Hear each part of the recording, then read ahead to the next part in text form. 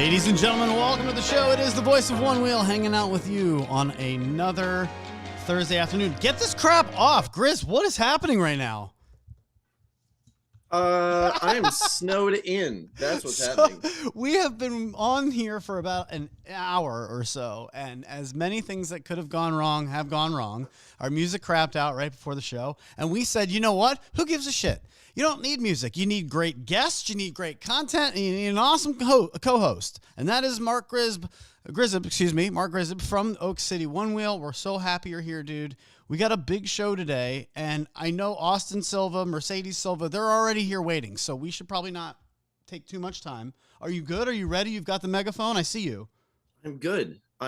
We've got chat open on our live stream page, and we're ready to go. Before I get into the story to open everything up, that absolutely you must hear. You cannot miss this. It drove me insane, and it will set the tone for today. But I do want to tell everybody how we book our guests. Dude, I cannot believe how this worked out.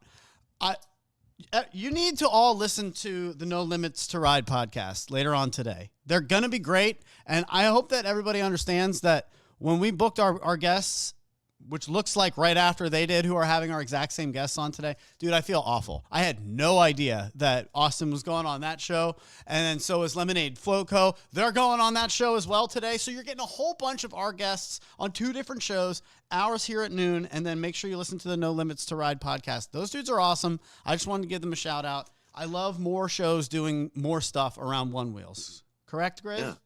Yeah, for sure. You know, it's like a press tour. This is a huge announcement, world-shaking news. Well, big things are happening. So I'm glad you said that. We will get to them in a moment. I would like to start off with customer service because it's a lot of posts that I see lately going around on Future Motion. And I saw they had a win lately where they did kind of actually help out somebody. And finally somebody got a win where they were like, yo, listen to me. And finally Future Motion was like, you know what? Okay. And it worked out. It was like, whoa, awesome. So here's just something that I would like to go through real quick. It happened to me yesterday at the dog groomer, and I couldn't believe it. So I went there to get a nail trimming for my dog. He's right over here. Clyde, you can see him. You all know and love him. He's right here. Okay, it's $15, and I always tip him $5. So when I go there, they're like, all right, so it'll be $20. And I was like, oh, like total or like with the tip? And they're like total. I was like, oh, okay. Did he get anything else? Like, did you trim him up, like his face or anything? And they're like, nah, it's just, stuff's more expensive. And I was, and they're like, do you want to leave a tip? And now I'm like, yeah, of course I want to leave a tip, but I'm frustrated because the truth of the matter is I walked out of there and they just lost the customer because for the same price, $20, I can just go get nail trimmers.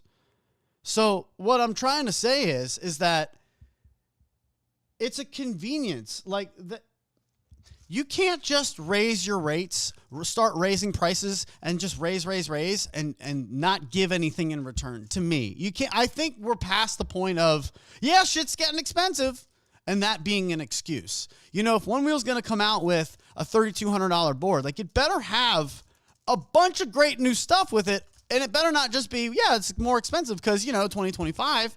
So do you think, Grzyb, that the GTS satisfies you in that regard?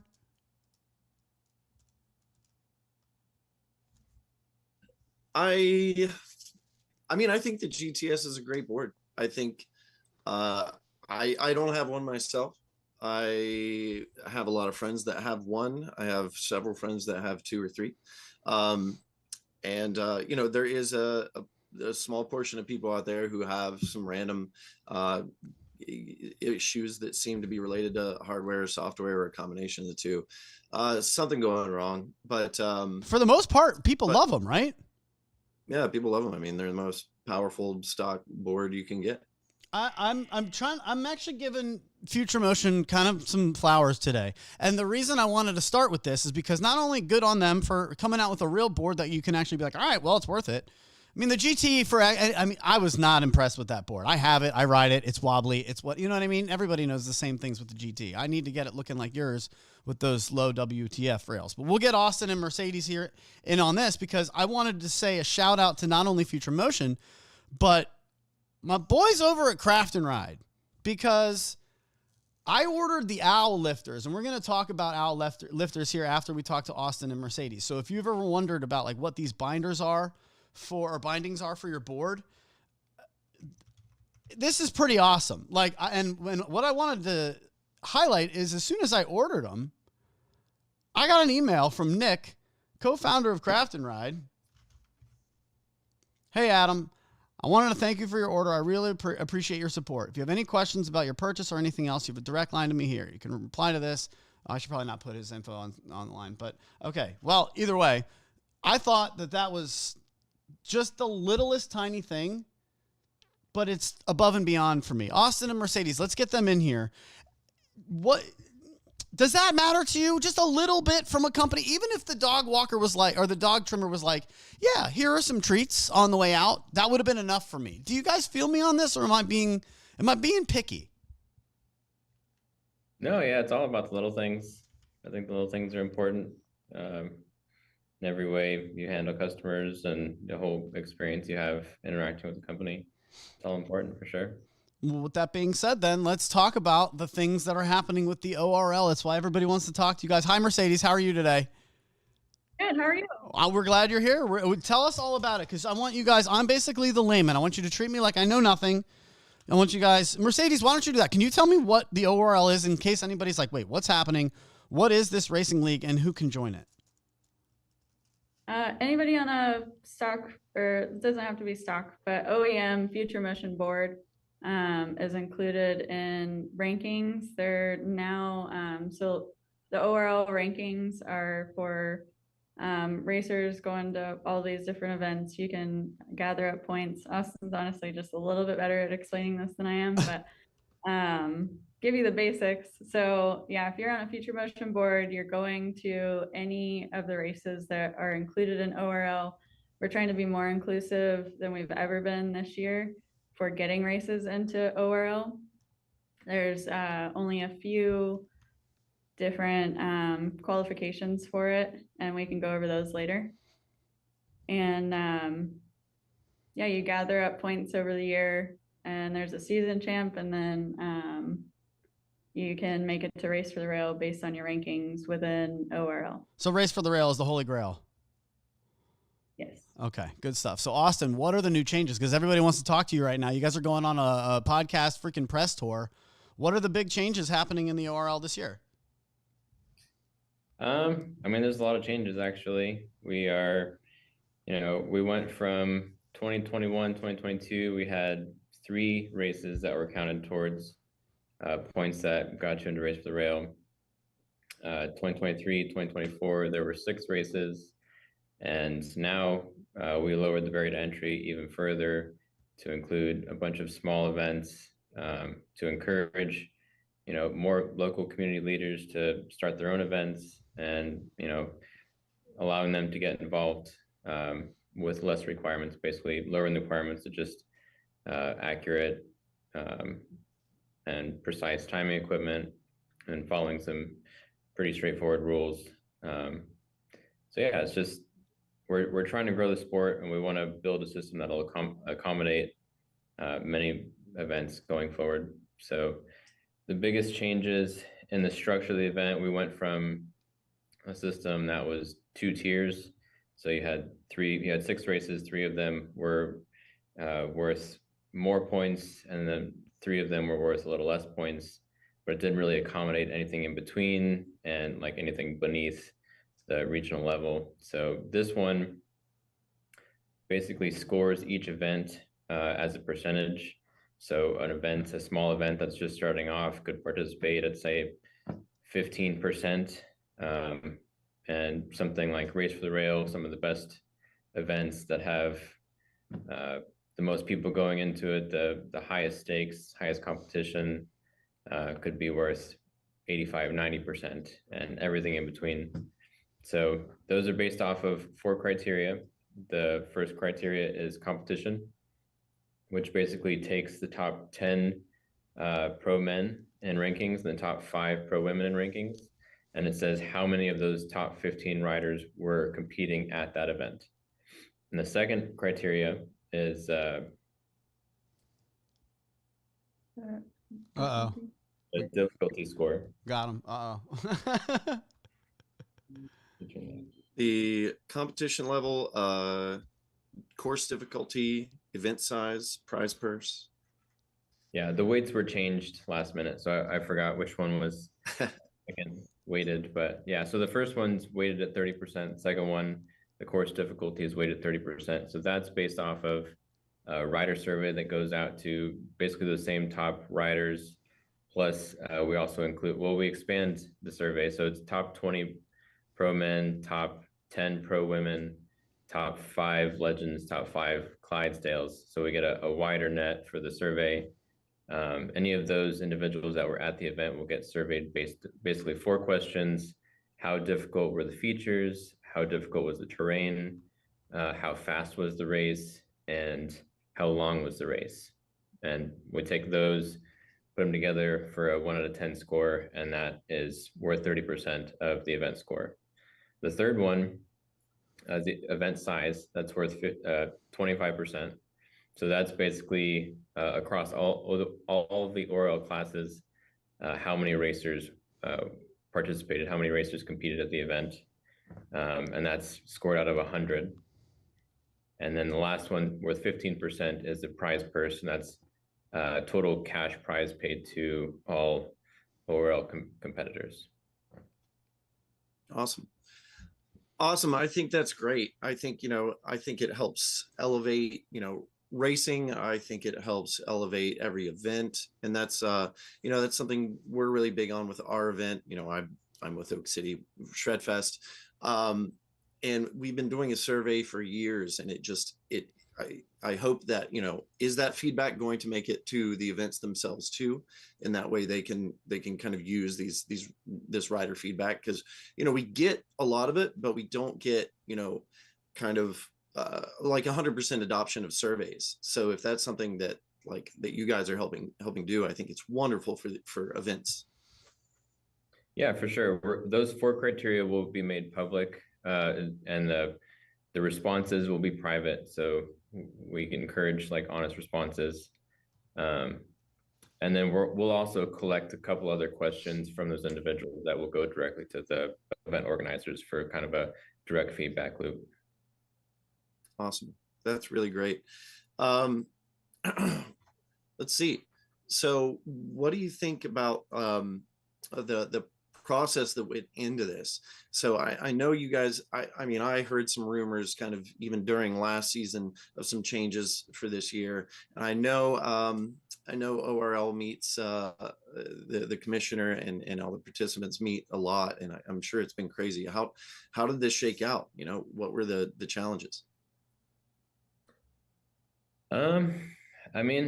We had to get everyone on the same page, and it's a complex system going from basically 2 tiers to kind of a more open field where competitors or organizers are competing against each other for the same racers, basically the same event attendees.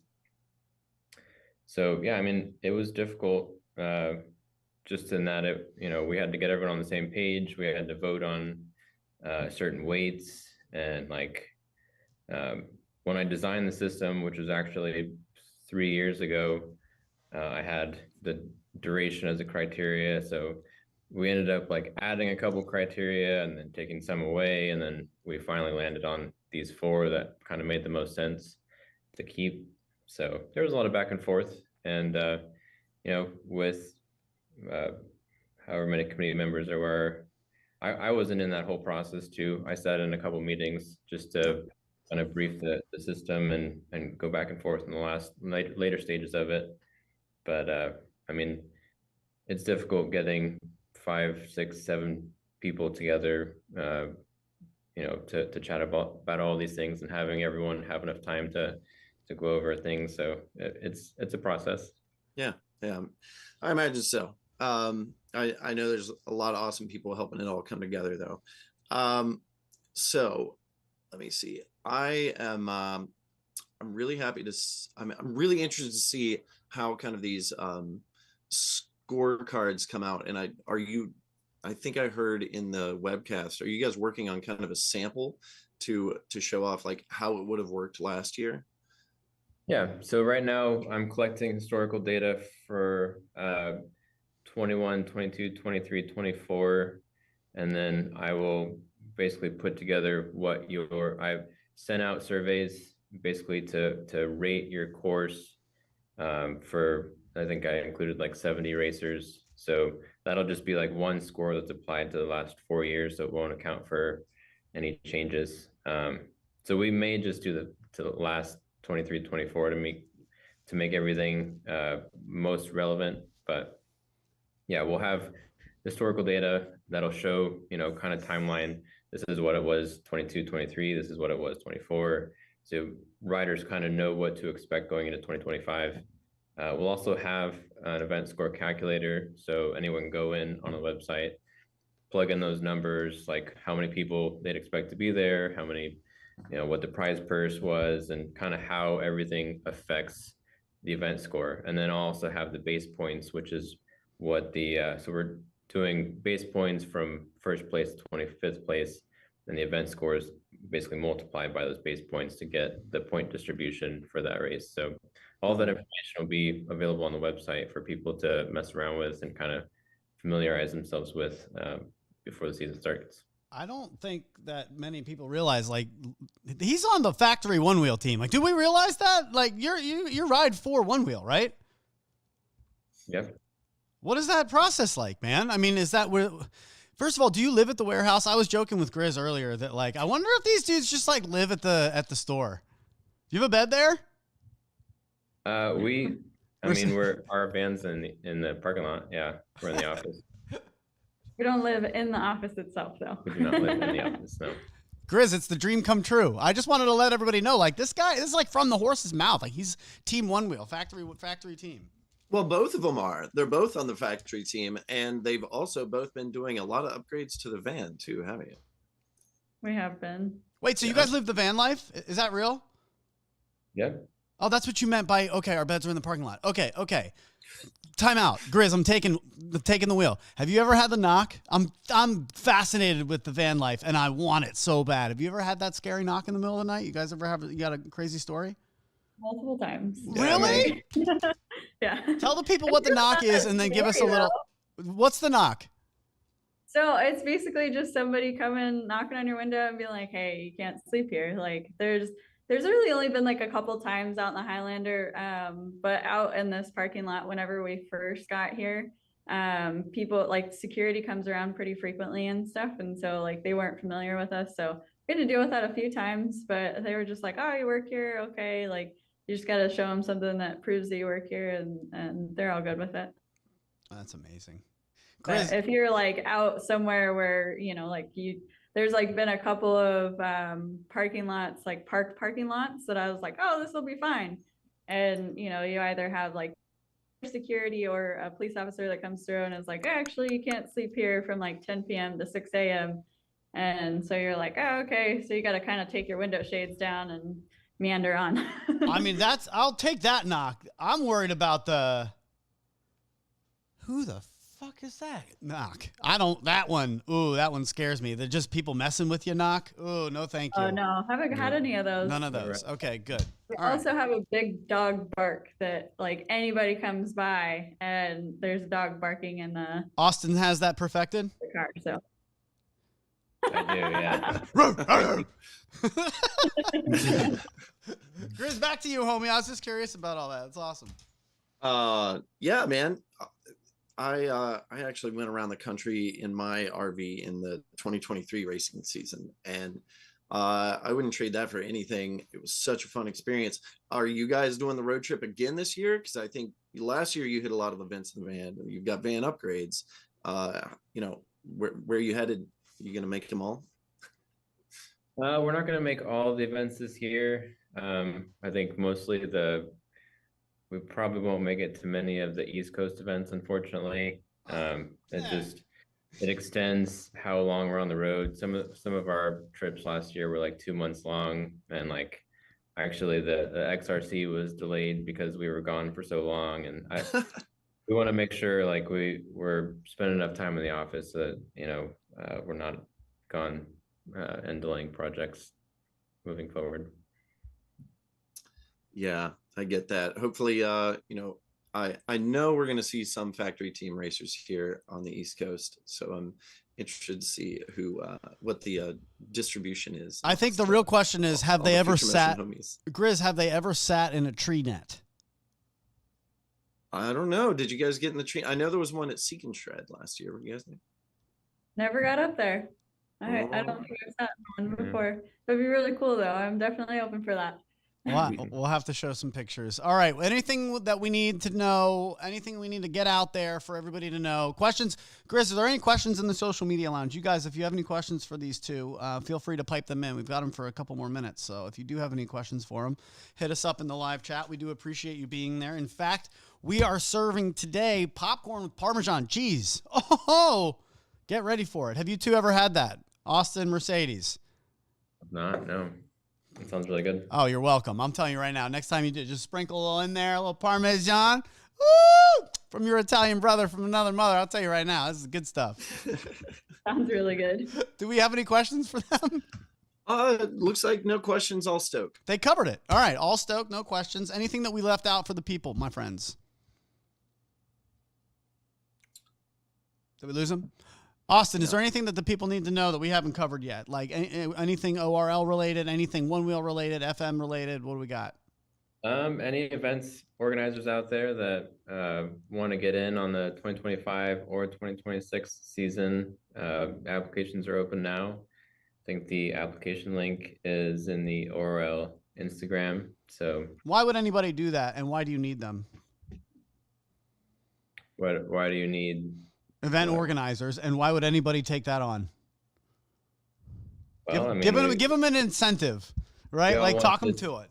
For it to grow, right? There you go. Traveling is difficult, and that's probably been the biggest bottleneck to the growth of our sport is the need to travel to all these events. I mean, we literally do it for a living, and it's difficult for us. So I can imagine, people trying to carve out time in their schedules to do it. So it's really important that we grow the sport at a grassroots level, and community leaders that are now hosting group rides and stuff like that, like, go to your local BMX track or MX track or, some private land event, whatever. Like, there's so many options to host an event, and it's much easier than people think, and we really need that effort from the ground up to make this a thing. Let's go, ladies and gentlemen. Austen and Mercedes Silva. Let's go. Give them nothing but support. Give them love in the chat. Thank you all for being here. We're so glad that you could join us. Man, we'll see them on again, and you can catch them again on No Limits to Ride podcast. That's going to come out later this week. So thank you guys. We'll have you on again soon. Bye, y'all. Man, see, now this is where I need music, Riz. This is boom, transition, transition, transish-ish, but boom, bow. It's that easy. I'll do stingers all day. That was fun, man. They're cool. Yeah, they're great. They're really great. So we got a few minutes before Lemonade gets in here. My God, this is a packed show. And Lemonade Float Co., they're going to do... Oh, no. You know what? I'll bet that's what's happening, dude. CJ came in here and must have messed with all my settings so that we had... He hijacked my soundboard so that we cannot play that rap from him from 4 years ago. That's what's happening. Keep hearing about this rap. Yep. Damn it. Get it? Give it to me. Wow. All right. I'll tell you what. I'm going to restart my iPad because maybe that's what it is. But, man, that was fun. They're cool. Do you when I started this show, man, the only, vision that I had for it was that I wanted to be the voice of Onewheel when it got to ESPN. That's Yeah. That's literally where, and it then morphed into, okay, wait a minute. No. I'm not the voice of Onewheel. Wow. This is all about everybody being the voice of Onewheel. And then it kind of took its own thing. And I'd rather have that. But that was kind of where, I mean, in selfish terms, I wanted to be the guy subliminally telling you, hey, I'm the voice of Onewheel. When this thing gets big, I know it's gonna be on ESPN. I want to be the one talking about it, like, whoa, bonk back 40, back 540, flip side, all the shit. But it's a long haul to ESPN Ocho. Well, that's where the ORL comes in, right? I talked to a friend of mine who is like a very high up lawyer in Washington, D.C. He's the guy that tells the politicians what they're allowed to do.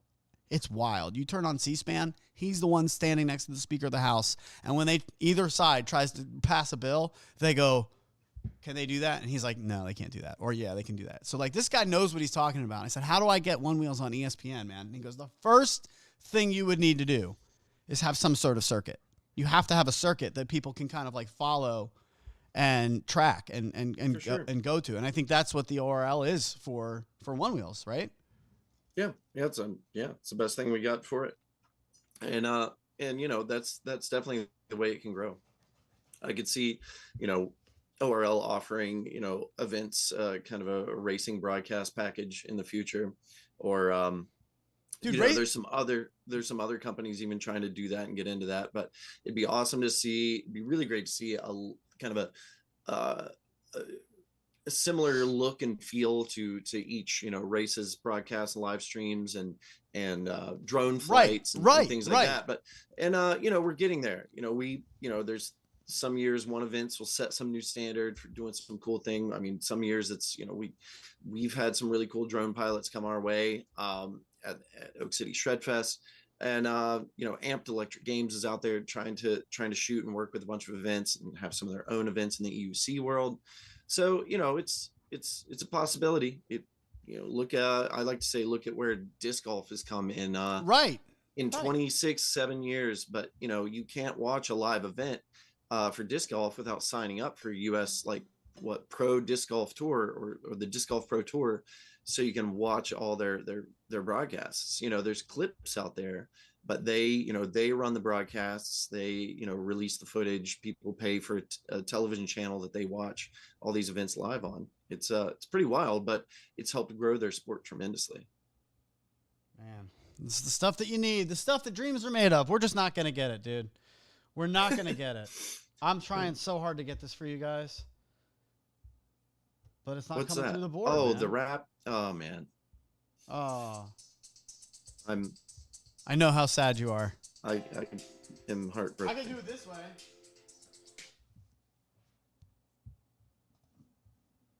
Watch, it's probably going to voice cancel it. Even I can't that's hear not anything. working. Oh, fuck my life, dude. Ah, damn it. I'm just kidding. That's fine. All right. You know where that doesn't happen? On the No Limits to Ride podcast. Give them a look today. Give them a shout. I'm trying to give them some free promo. I look, dude, I'm all about collaboration. I came on and started this thing back up, and I didn't know there was another one. There's 3 shows. How many fucking shows do we have now? There are, I don't know. There's several, man. That's another way to get to ESPN. More people covering it. The more I keep telling you, this has grown a hell of a lot since you've been out of the loop. Fantastic, man. I fucking love it. Let's get CJ and Lucc in here. I want to talk to these dudes. How do we get them? Can you onboard these two? I'm going to tell them to hop in now. Hop in now, dudes. Sounds good. Cool. Here they come. So this is Lucc. Do you know how we... Oh, probably should have asked you that off air. Do you know how to say his last name? No. I think we met before at Float Life Fest, 4. I've known him online for years. HSIAO. Very cool dude. CJ Maxwell as well. So Lemonade Float Fest 3. That's coming up in April. Where is that? I had that. And we'll talk to them too. Cool. So that's coming up. And then Mark also sent me a bunch of stuff in the saved folders. So we've got some good stuff for you guys later on as well. Big things happening here on the Voice of Onewheel. That's great stuff. So I think it's important to say that you've not ridden a Onewheel unless you've ridden in a group. And that's not to be pretentious because I don't ride in groups a lot. But there's something about unlocking, like you're not going to unlock skills you didn't know you had if you don't know you don't have them. Like there's the best way to see what you're missing is to ride with other riders. And you'll see like, oh, wow, she took that line? Why did she go up there? Oh, okay. oh, wow. He went up the curb? You can go up the curb? Oh, okay. I got to learn how to do that. And, I think a lot of people maybe are shy away from riding in a group. The first thing you want to do is scream about a one wheel to all of your friends. Shout it off the rooftop. Scream to everyone, guys, you got to get one of these things. And they're like, how much does it cost? Sounds cool. $2,000? You're fucking crazy. That's usually how the conversation goes with my friends. But, I'm like, actually, I'm looking at a $4,800 build. Thank you, friends. And everyone, they're like, you fucking what? Yeah. Well, once you get it, you want to ride it every day. But here we are. So I don't know. Would you say would you agree you haven't ridden a one wheel unless you've ridden in a group? I would say you haven't experienced everything. Like I think that's a good way to put it. I think that's a good way to put it because by seeing what the board can do from other people, by having people that like want to help you elevate your like riding game in whatever way you want to do it, it's awesome. It's also a great way to see like the mods. Like in the beginning, you're like, oh yeah, I love my one wheel. And then you try somebody's one wheel with a different tire on it or different rails on it. And you're like, oh, it can be like that. It is like, wild. Yeah, how much the tire changes everything, and you have no idea until you get on somebody's board and you're like, I've been riding a block. Best first upgrade. Absolutely. They don't still do a Vega, do they? No, they have their own in-house tires, or they're white gloved or something through another tire maker. So they don't say Vega anymore. That thing was a fucking nightmare. That thing was like riding on a block of wood. And I remember just getting off of that and being like, oh, okay. So I just got owl lifters. Now, I am thrilled. I got them through Craft and Ride. They're sold out on the website, but on Craft and Ride, they have a bunch of them. I went with wide, I believe. You can go tall and wide. I went with wide. I'm 5'7", 10 and a half shoes. But the only reason that I have never gotten flight fins, and I know they're great. Shout out to the flight fins team. They're awesome.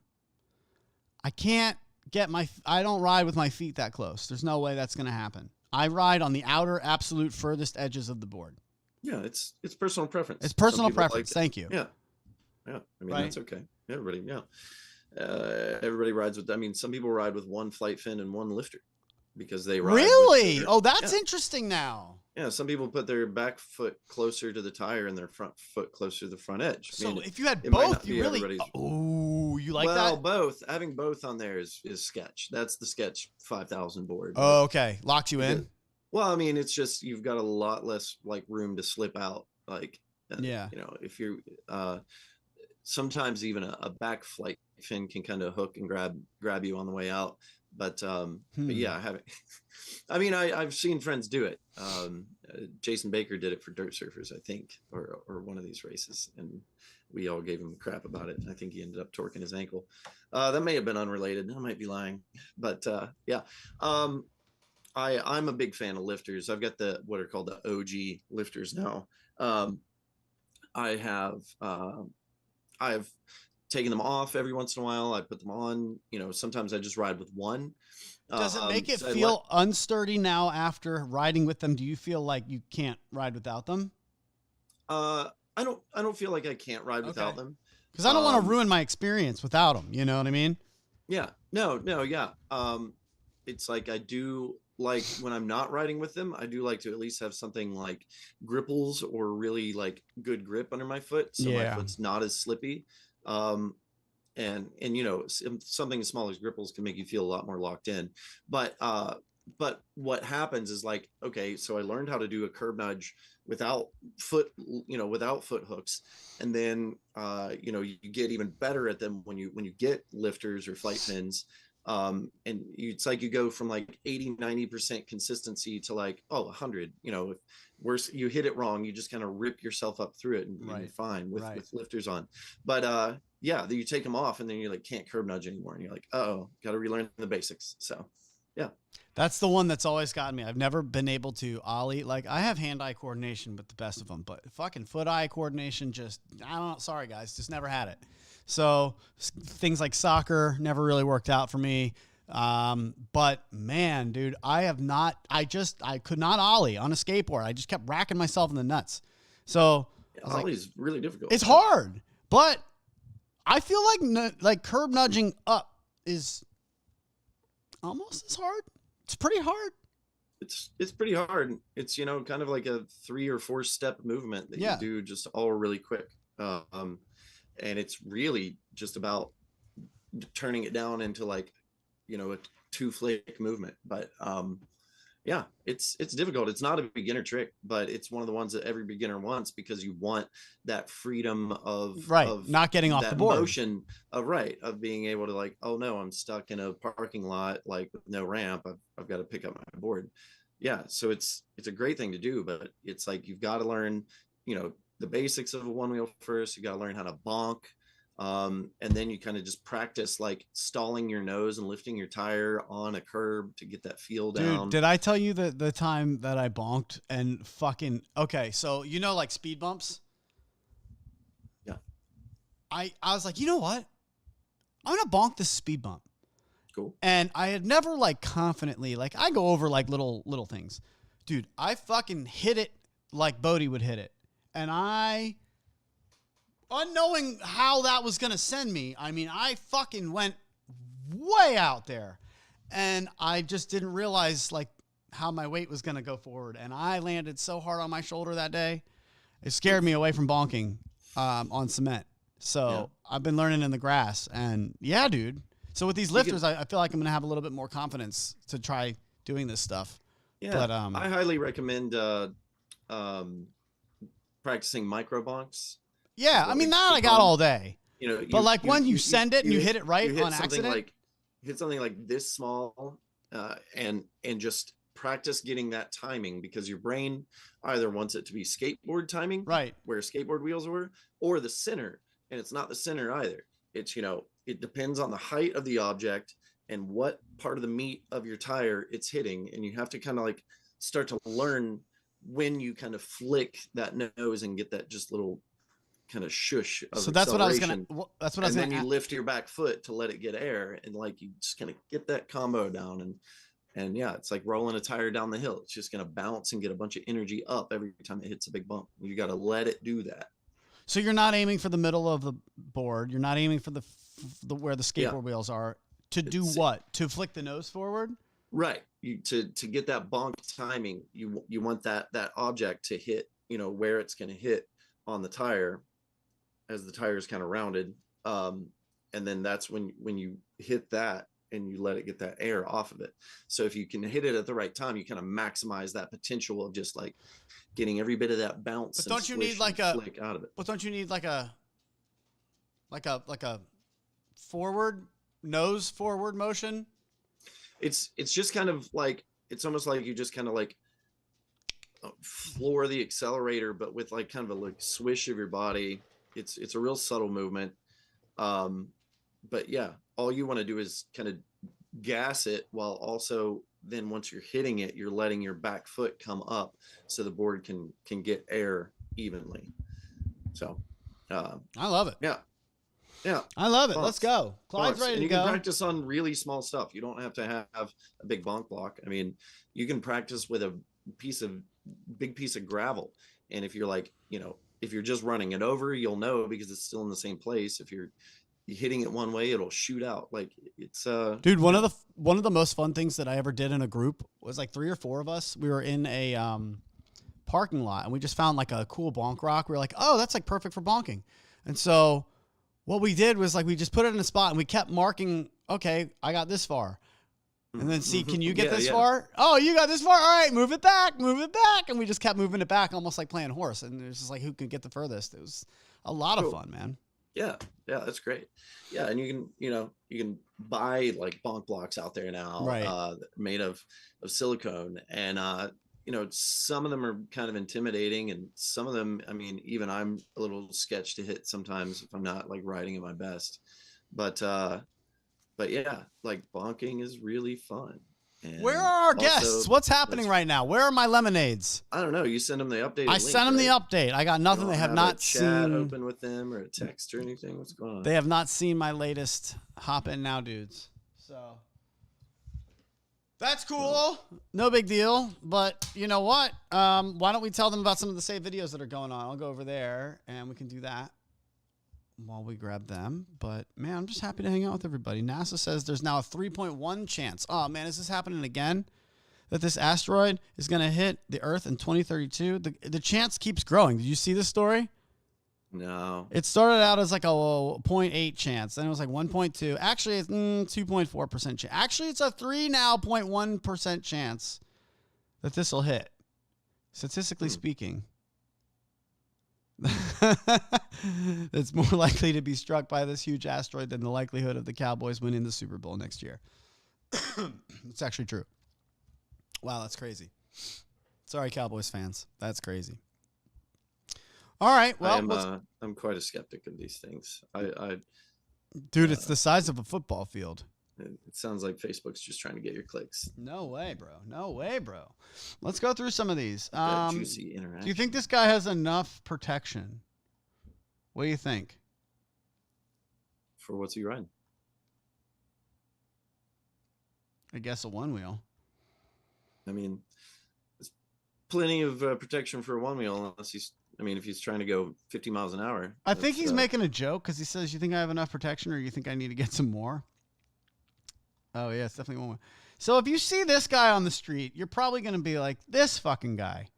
But I fully applaud it. I fully fucking applaud it. If that's what you got to wear to feel comfortable, dude, then go do it. I mean, if he's out there blasting trails, then that's like, I'd put some more elbow pad on. But yeah, elbows. If he's just running to get some groceries, that's a bit much. Too much for me, bro. Yeah, I'm just gonna be a helmet and wrist guards myself. But yeah, if I'm padding up for trails, I wish I owned as many pads as Luke Austen does. Yeah, Luke was wild with that when we showed how much stuff that he wore. In fact, I just bought some like 4 layers. I just bought impact shorts, so I'm pretty pumped about that. Nice. What'd you buy? What brand? Take the wheel. I've got the wheel. I like my Leat impact shorts and stealth armor, I think. So I've got impact shorts and a shirt underneath. And I'll wear that when I'm trail riding. Really comfy. I can put stuff on over it. Oh, those are fun. They're like board short looking kind of things. They got these things. They got a bunch for the butt, the coccyx, if you will, down here. Oh, it's got one in the center. It's got a grundle. Oh yeah. Yeah, that's good. That's the one, man. I don't know, dude. I one time hit a ramp on a terrain park off of a snowboard, and I never understood. Kind of like the same thing with the bonk off of the speed bump. If you've never hit a really sizable ramp, and we were drinking whiskey this day, so I had a bunch of whiskey courage. Uh-oh. Dude, this weight transfer right here, you don't realize how much that makes you just kind of your head right now is here, but as you do that, your head now is here, and you flow up in the air. When I got to the middle of the height of the jump in the air, my belly button was facing the sky. It's bad. Yeah, you gotta let your body crunch into it. You got to keep your mass kind of wear it. Yeah. Right. So I knew none of that. Go back like this, or else then you do that like that when you land. So that's what happens. So now I am. I've done those. Yep. Literally 8 to 10 feet in the air. Just belly button to Jesus. And I landed so hard on my coccyx, my butt bone. Is it the coccyx? That's the right word. It is the coccyx. Yeah. Dude, I think it's the worst pain I've ever felt. Sacrum. Yeah, no, it is no fun. Brutal. Right. It's like you landed on your tail. It's God. Yeah. Brutal. To this day, thinking about it, I don't want to sit down. Just thinking about it. So yeah. It's not fun. These little guys. You can develop some repetitive stress injuries down there and form it. It's a bad. It can be a problem. Yeah. Oh yeah. Yeah. It's fun. Grizz, I'm not good at that stuff, dude. I can't. I get real queasy when we talk injuries. Oh yeah, yeah. I've got my dad's in surgery every other day as a in medical sales. So, Oh. yeah. Did you see this I could gross post? you We out. are not political on this show. This is not a political thing that I'm posting. It's a joke. The riders over at the EUC group are making fun of us. Are we just going to take this? Trump claims that anyone still riding a one wheel is sus. It's the one wheel press secretary saying it. So this is a post from one of the EUC groups making fun of one wheel riders. And it's like, oh, it's on. It's all right. It's on. With it being on, are you interested at this Four Nation hockey game tonight? I don't know what that is about at all. USA Canada? One wheel's my sport. No, You're not into this whole thing? No, I reserve my brain for. Okay, other no. See, this is why it's huge, because everybody is like that. Everyone's like, yeah, whatever, hockey. Okay, I'm gonna show you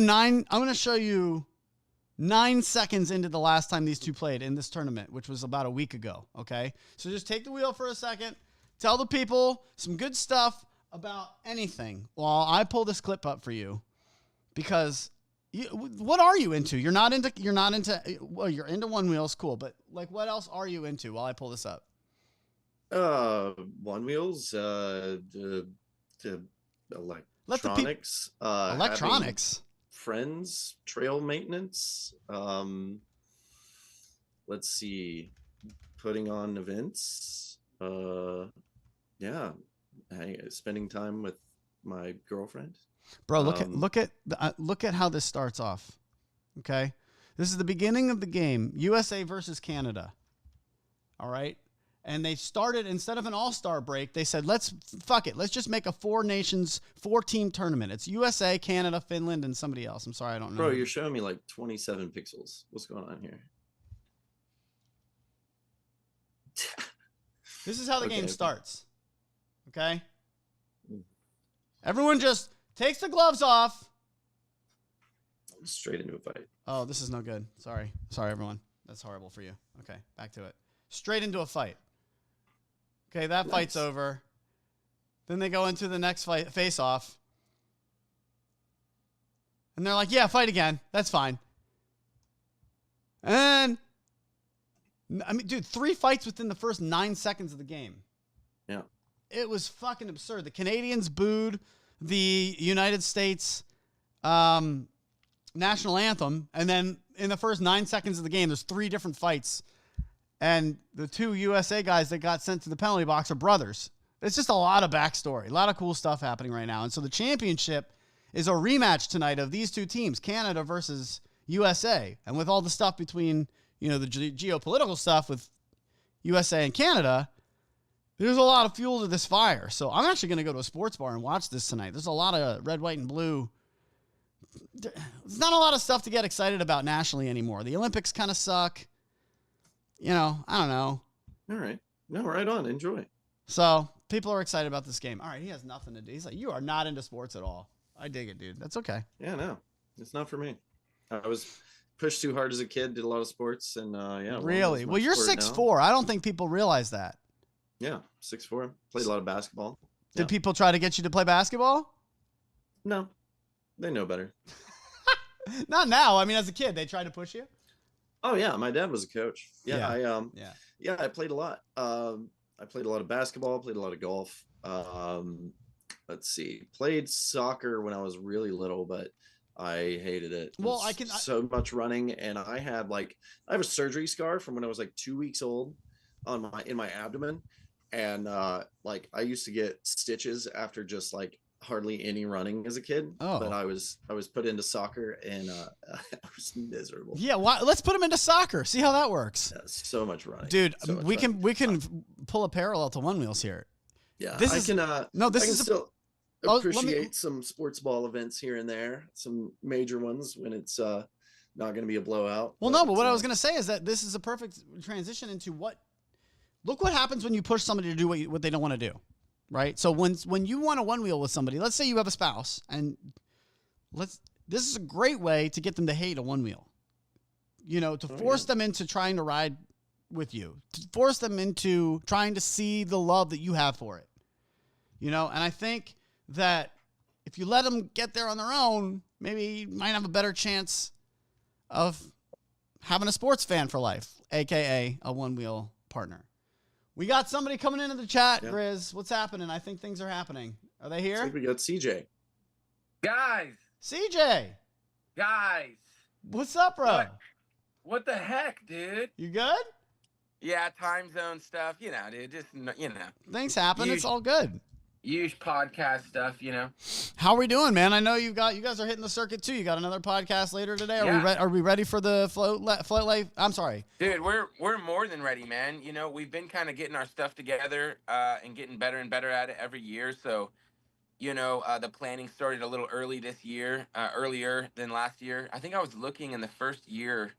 I think we literally, because me and Luke have, lives, of course. And the first year, I think we put tickets out 30 days before the festival, or maybe Luke can correct me on that. But it was we were pumping things together that first year. We're just very much organized this year, and going to deliver an amazing festival to all the attendees this year. That's goes without a doubt for sure. All right, you're not gonna have Firefest sandwiches with cheese. Every festival goer, put her honor, I'm sure has those fears. A wonderful documentary if you haven't watched that. Awesome documentary. Shit was wild. The cheese stuff, I was just about to, I just posted some pictures of some yurts and tental rentals, and I pulled the photos off of Google, and I'm like, I don't think I can post these because the setup is not the exact same what they're getting, so we're trying our best to be extremely transparent on expectations, which they're high. We've got some beautiful amenities added this year and stuff like that, so hopefully we can make everybody comfortable this year as well. I'm looking at it. I mean, a one-wheel camping, music, food truck festival in Austin, Texas, April 3rd to 6th. Do you want to talk about some of those beautiful amenities? What can people expect this year? Dude, there's so much to do out there. It's it really has grown into an actual festival. You don't have to know even what a one-wheel is to come to this event and have an absolute blast. We've really poured into the feedback that we've gotten the last couple of years on the wives and husbands who don't participate in the one-wheeling and have all of this fill time and downtime while the significant other is, out there grinding, right? So, or not necessarily grinding, but, racing or whatever have you that they're doing on their one-wheel. So we took that into consideration. Bart came to us, was like, yo, bro, I'm not racing all the time. Give us some stuff to do here, right? So we've got games, we've got RC races this year, that have cash prizes that we'll be doing one a night. We're feeding everybody dinner Thursday night as well. We're doing a big Texas cookout and feeding everybody dinner. But games, we've got tug of war championships this year. We've got so much. We've got cornhole championships for people who aren't participating in the one. We have so much stuff going on to really fill that time. We're doing giveaways every 2 hours. So if you hate the game of Rochambeau or rock paper scissors, you will not like this festival because we're going to be literally handing out stuff every couple of hours and trying to really try our hardest to make sure that everybody goes home with something. Really pouring into that this year. Is it only one wheels? Can EUCs go too? EUCs this year are huge. Thanks to Manuel and Jen, the creators of Seek and Shred. Every year we really try and provide a prestigious race that's connected, right? This year we're ORL sanctioned again, so you'll be able to come to our festival and get ORL points for all the serious racers. What the hell was your question? EUCs, are they allowed? Yeah, EUCs all day, baby. I am really trying to penetrate that market and get them here this year. We've got a ton of cash to give them. We're hoping it's not one of those scenarios where such a small amount come that everybody's podium, everybody's on the podium, but we wanted to save some cash for them this year and create some races for them. Those guys can ride on all-terrain stuff. I just saw somebody going up a 90-degree it's wild angle the other day. It's wild. EUC, and I was like, this can't be. So no, we're really, really excited for them to come because we provide them extremely prestigious races as well. that they can come finish and feel good about, finishing because of the difficulty. So, Okay. we've got gnarly trails out here. Austin, Everything's bigger in Texas, including the rocks. Austin's sick, dude. The barbecue is some of the best I've ever had. I'm going fast because it's 12:56, and I want to make sure you get a bunch of stuff in. We can have you back on again, but tell me. I know last year there was some. Okay, I'm just gonna not like skirt around it. Please. People bring drugs to festivals. It's a thing. Oh, I smoke weed. You smoke weed. I think. I don't know. I don't want to put your word in your mouth. What's the like? Will I be safe if I go there? Will there be, that kind of a thing? Dude, yeah. So, I mean, let's get, okay, if we're asking that question, like, totally, right? Bring the drugs, bring all your stuff, whatever makes you happy at these types of festivals. There's going to be DJs. There's going to be light stuff. There's going to be a silent disco on Saturday night. Oh, wow. I'd highly advise you to bring your stuff. But we do push this as a family friend, environment, so try and keep it away from the kids down and stuff. We've definitely had instances where people are carrying around like those big like oxygen tanks and like, Jesus Christ.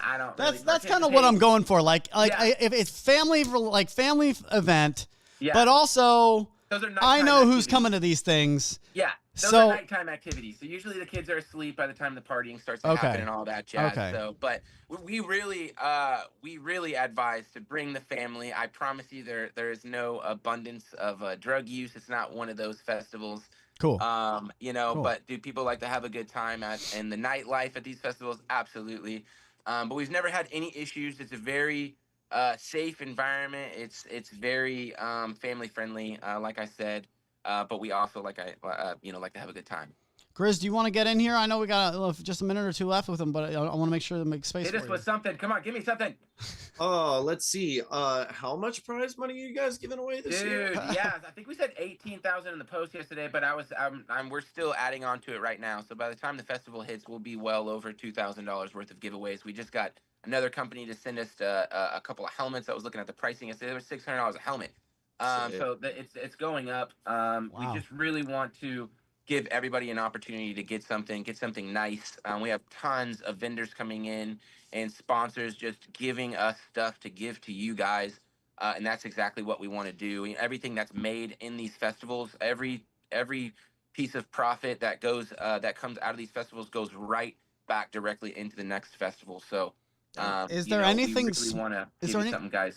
Is there anything small in that pile that maybe we could give away to a live listener like right now?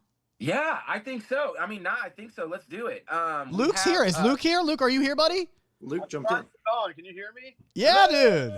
Yeah, what's up, guys? Sorry for the confusion there, Adam.